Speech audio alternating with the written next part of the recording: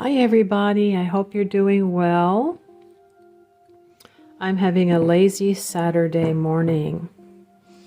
I will be going out roller skating this Saturday. I didn't last Saturday because I went to the infrared sauna and I was too tired. I was very relaxed and I had already done quite a bit of sweating. So this video is a follow-up. There's Jade. What are we doing, Mommy? We're making a video.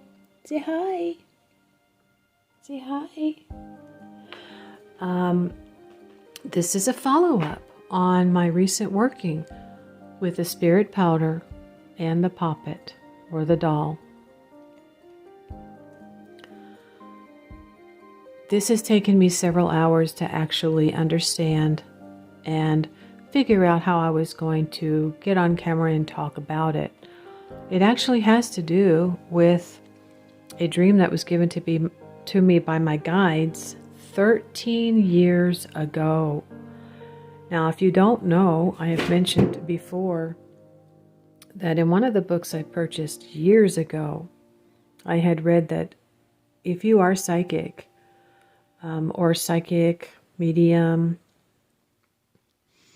you will be led to people and places that need clearing, and that sometimes involves conflict. So doing inner work and doing rituals, I think, strengthens your self-confidence. It's really quiet over here this morning. I can literally hear my neighbor up above my bedroom walking around. The floors are creaking. I think he has carpet. I don't know. The people above me do not have carpet. And this is the issue that I'm really referring to. If you've been following me, you know that I made a spirit powder. And then I covered a candle with it. I carved the candle and I made a statement about them actually being, receiving an offer to move away, go away, you know. And I believe I also added, off camera, I also talked about them being quiet, being respectful, being quiet. Now, the next day there was still some loud conversation for a few minutes and some dragging of the kitchen chairs across the floor once. But the following day, the noises started to diminish. Within a couple of days, the noises started to diminish. He had been here for maybe 4 or 5 days, and I did hear some conversation on the phone, was fairly loud. There are noises that carry in these apartments. They're not soundproof. But he's just loud in general. So I did follow up the next week with the Poppett. And in the Poppett, I basically did head work. I created, I put in the Poppett, you know, the cotton balls, and then I added the rest of the spirit powder, and then I added nutmeg, and I spoke to that doll. And it seems very dramatic and might frighten a few people, but the thing is, a lot of people like this are very stubborn, they're very strong-willed. And you kind of have to be dramatic with your work just to make a small impression. Now, the dream I had 13 years ago, at that time I'd made my first Poppett for an obnoxious neighbor who actually ended up getting evicted. I had written a letter to the owners about everything that had been going on for several years, and I think they were actually asked to move because he was just filling up the yard with dog poop. And because that's a violation of a city ordinance, they opted not to rent to him any longer. You know, we're not going to take your rent for the next month, basically. And they had to move. And that was in the winter. And then I had a dream, about a month later, I think, that had to do with, I think, what's just transpired over here. Now, I'm not saying you have to read tarot, but this is what happened to me. Now, a few months later, after I'd actually left my mobile home to become divorced, I had another dream just before that those neighbors had their skirting off their home and their swing set was disassembled. And it was in the spring, the snow was melting, and I felt they were moving. And so I called to check up on my son because I was in a different location in town, and he said the neighbors are moving. And I said, okay, because this is the dream I had. I thought that was the end of it. But over here I've been feeling very confined. And in the dream I felt I was in a box, like a coffin, and I was in the back of a truck. And this obnoxious man who was a bully was actually dressed up kind of like the devil in the tarot, had on black leather pants, big thick thighs, tight black leather pants. And I had been put in this box in the back of his truck. And there was a parking lot. He came over to the box and was going to drool on me. And I thought, that's it, I've had enough. And I stood up. And he was completely shocked. It's like all of a sudden, I'm alive, I'm real, I'm in your face.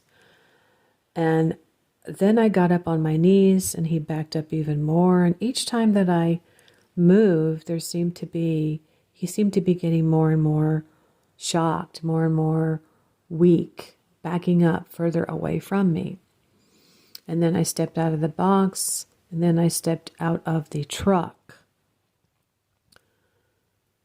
And then I began to walk down the parking lot.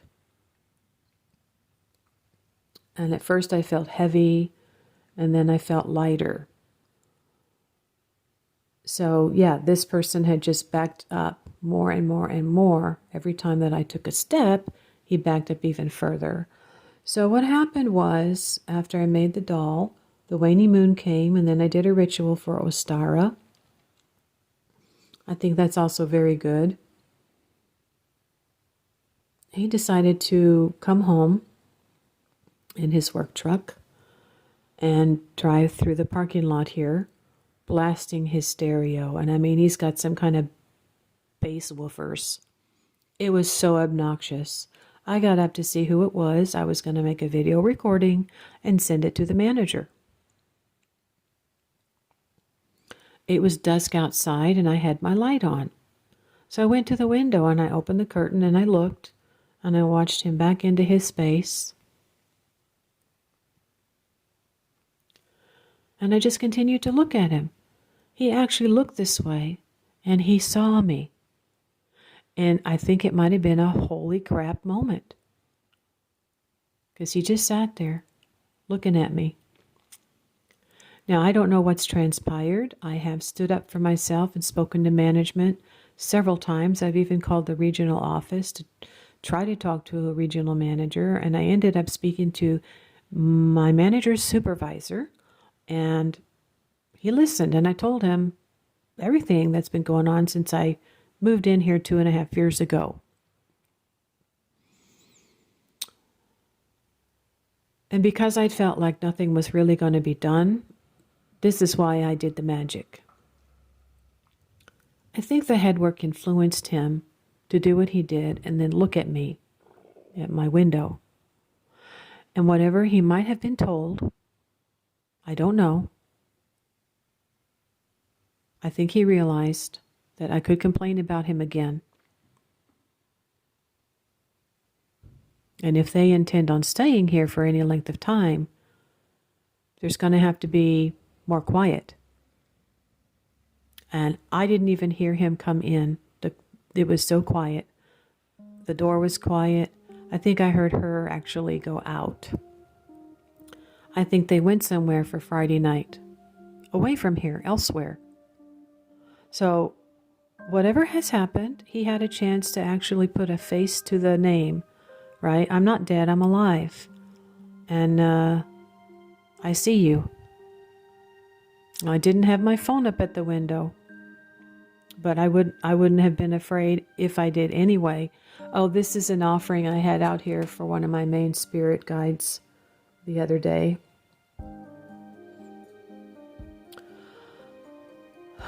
I had a sigil out here.